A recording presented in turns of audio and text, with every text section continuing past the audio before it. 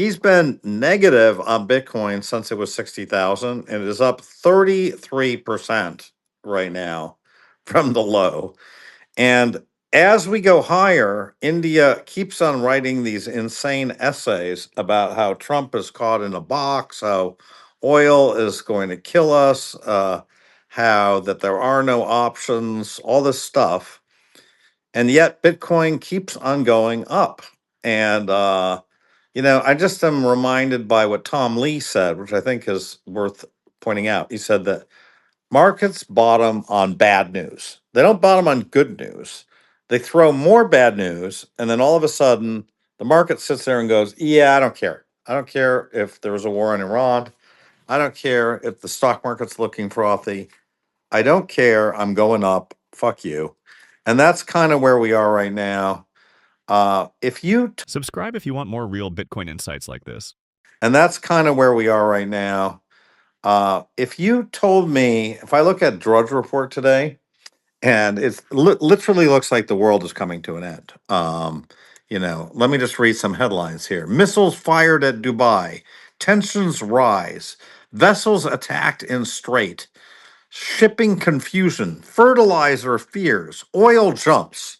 Now, you would not think that those six headlines would be um, in any way equivalent to Bitcoin hitting 80K from where we were. It just seems insane. So that's my little preamble. But Jacob, who's right? Bitcoin or India Bitcoin? Who's right? Bitcoin's right.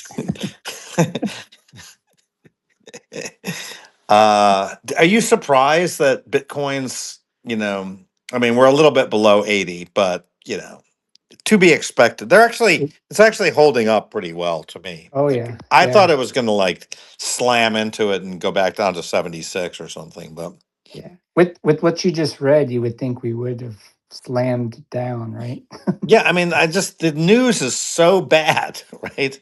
It's just cannot get worse. Like the thing that Trump said, the peace thing, there is no peace, complete confusion. We got Vietnam going on, and yet they're buying Bitcoin.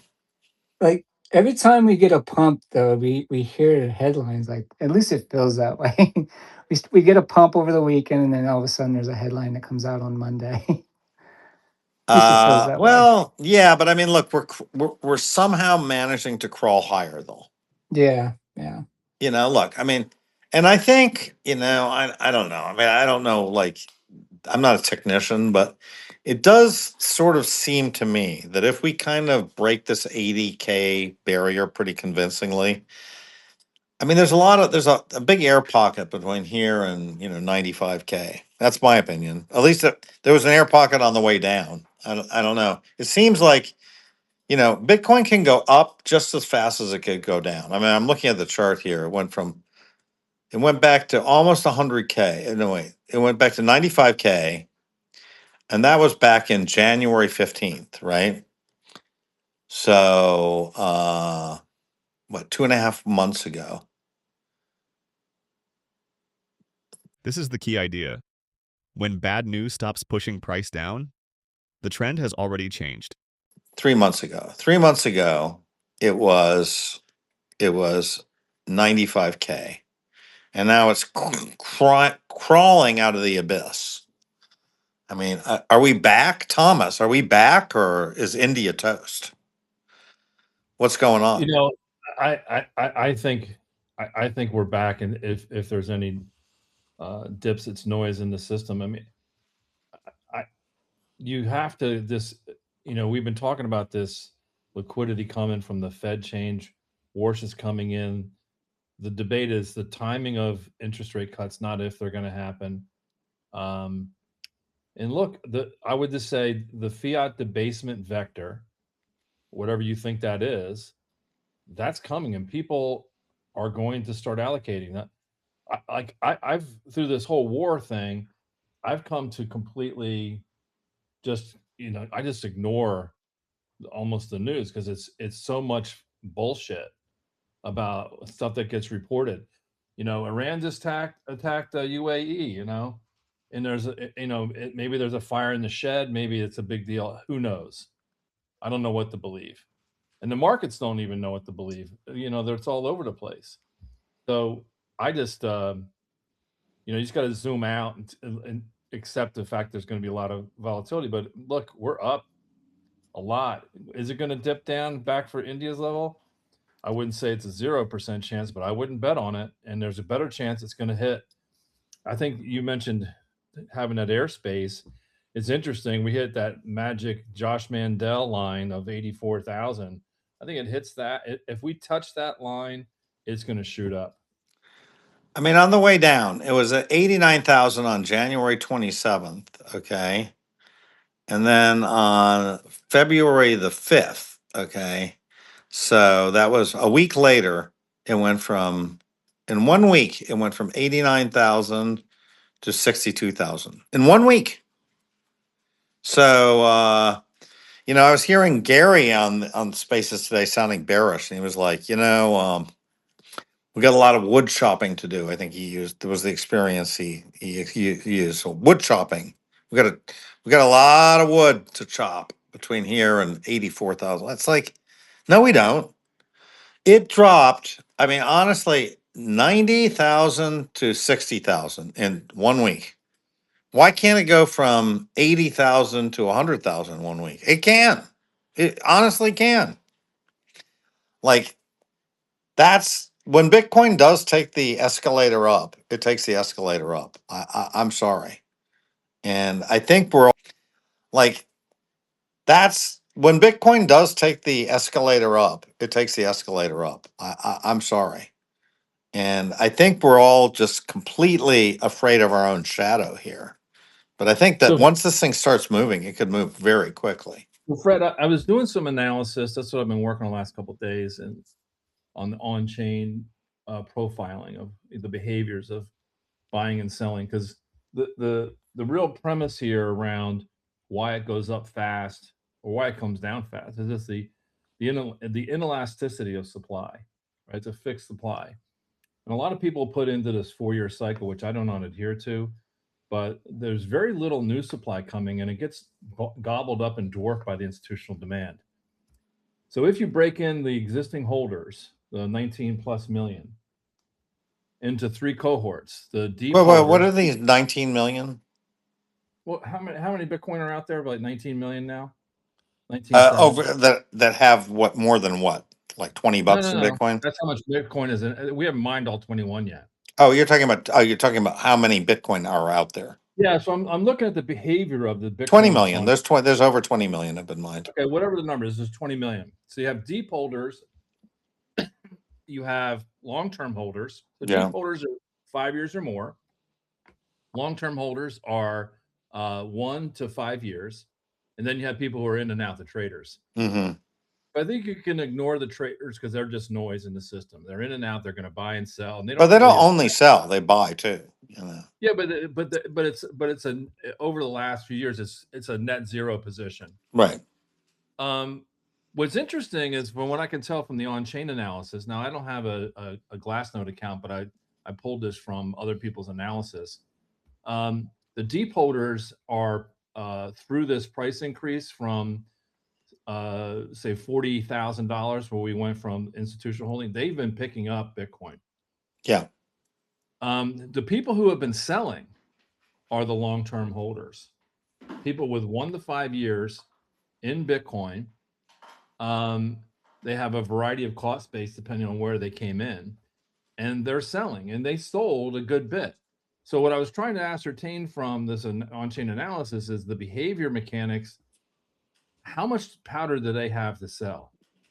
So as best I can tell, they went from 7 million of the 20 million that's out there. 7 million sits in this 1 to 5 category. They were at 7 million in January 24 when we institutional adoption. Now it's at 4.34. So, so basically the analysis I'm doing is, okay, let's talk about on the way from 4.34 to a lower number. If you would say, hey, these people are still going to sell, they're only going to sell at a higher price. So the next, to go from 434 down 500,000, down 500,000, it gets extremely difficult to knock these guys down because you're not going to sell. The only source for institutional adoption and sovereign adoption, which is coming, is to convince other people to sell. The India Bitcoins of this world. Well, whoever's holding it. Well, he doesn't hold it anymore, so you know. Yeah, but we only They already got his Bitcoin. He's You done. can get it from the traders, but the traders are in and out, so they're not a source of supply. You can get it from the long-term holders, and they have already shown a penchant to sell, right? But they've already sold like 3 million out from 7. They've sold a lot. I mean, yeah, guys like Adam Back are not selling, but you know what I mean. Like, No, the on-chain analysis says the long-term holders are accumulating here. Now, what happens when BlackRock and MicroStrategy or Strategy buys Bitcoin? It basically becomes a deep holder, right? That just goes into a black hole, never to be seen again. I mean, people do redemptions, I guess. Strategy does not, and BlackRock technically does redemptions, but it only is on the top of the pool. The bottom of the pool never moves. Like, how many does BlackRock have? How many Bitcoin? They probably have 700,000. No, way more than that. It's near a million. Over a million. Yeah. All right, so let's just say they have 1 million. 900,000 of that is never going to see the light of day. And I would say over the last 2 years, we've had. This is the part most people miss. Bitcoin isn't just going up randomly. Supply is getting locked up. You can get a lot of interesting information about cohort behaviors.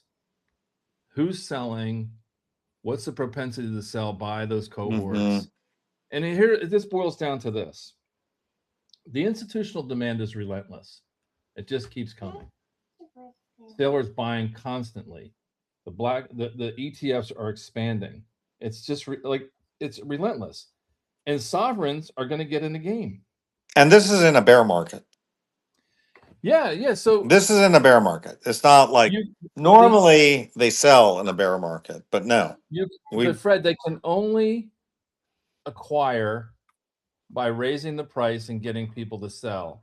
And there will be people who will sell at 125. Well, there will be people who will sell at 200. So far, they've been buying on the way down. Yeah, but I'm saying, like I said, I'm not saying there won't be people who are selling. People will sell on the way up, but it is a diminishing return. I would even say this: the faster it goes up, the harder it is to get the supply. Right. So if it goes gradually up, you get people starting to take profits and moving into other things that they think are going to go up faster. Right. But if it's going up really fast, I think people are going to sit back and say, wait a second. Like, just imagine this. We're at 80,000 and tomorrow let's say by Thursday, it's 90,000. Does that make you more or less likely to sell? Less. Yeah, that's what I agree.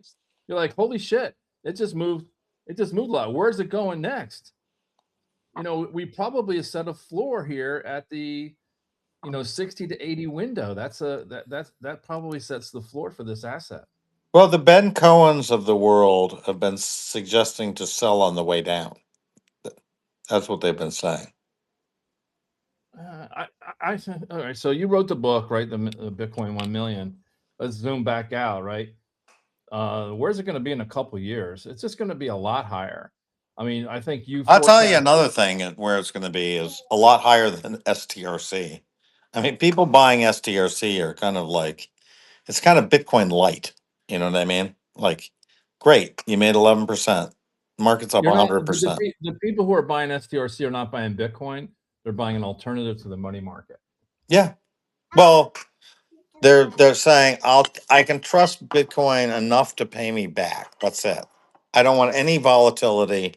I just want I'll trust them as an issuer. I'll trust the Bitcoin to back it, but I don't want to have any volatility whatsoever. Yeah. But I just want people to think about this. Just do your own analysis. Use the tools that God gave us through AI, right? And I would say, do the analysis and say the institutional demand that is going to continue. It'll be relentless. And then add in, there will be some sovereign adoption at some level that comes out of the current crisis, the Iran war, the fiscal, what you name, whatever that crisis is over the next couple of years. So we're going to have institutional and then add on the sovereign. Where are they going to get it? They're going to get it from the people who have it, and the only way that happens is to higher price. So it's like, if you're playing musical chairs and you're already sitting in a seat, I wouldn't stand up. The game is you have to stand up. You don't get to just sit down in the seat in the game. I know. I know. I was probably a terrible metaphor. I'm just saying, you don't want to. This idea that you're going to be able to buy back into the lower price is like playing musical chairs. You're in a decent seat and you stand up thinking, I'm going to get a better seat. And you stand up and the music stops and you're out. You're not going to get it. If we go to 100,000, Luke Groman and He's out. He's not going to buy back in. No, if they do, they're going to be chasing it, and they're going to be sticking a fork in their thigh saying, why the hell did I do that? Yeah. No, it's true. I think look, that's one of the reasons I can't sell, because if I sold at all, I mean, I would just be the thought of that fork in my thigh does not feel very good. So Fred, you still have and I don't want to put words in your mouth. You still have the strong conviction that I do. In the 2030s, we hit Bitcoin 1 million. I think it's a great investment right here. I don't know. I'm not. If that's the case, then what is the difference between No. 80 and 60,000? It's irrelevant. No. I mean, it's like you're trading rounding error. No. If you believe it's going up, if you don't believe it's going up, and you just think it's like buying Freeport McMoran. The supply numbers are so stark that I think it's just absolutely, unless it sort of somehow becomes, there's no desirability of it, right? And like the desirability just goes because something else is more desirable. But I think that's very unlikely, in my opinion. Here. I don't think people from Bitcoin are going to other coins. I really don't. It's just staggering, though, like how. At the end of the day, this is the difference. Most assets are trades. Bitcoin is a long-term bet on a completely different system. If you want more breakdowns like this, subscribe. I'm going to keep highlighting the best Bitcoin conversations.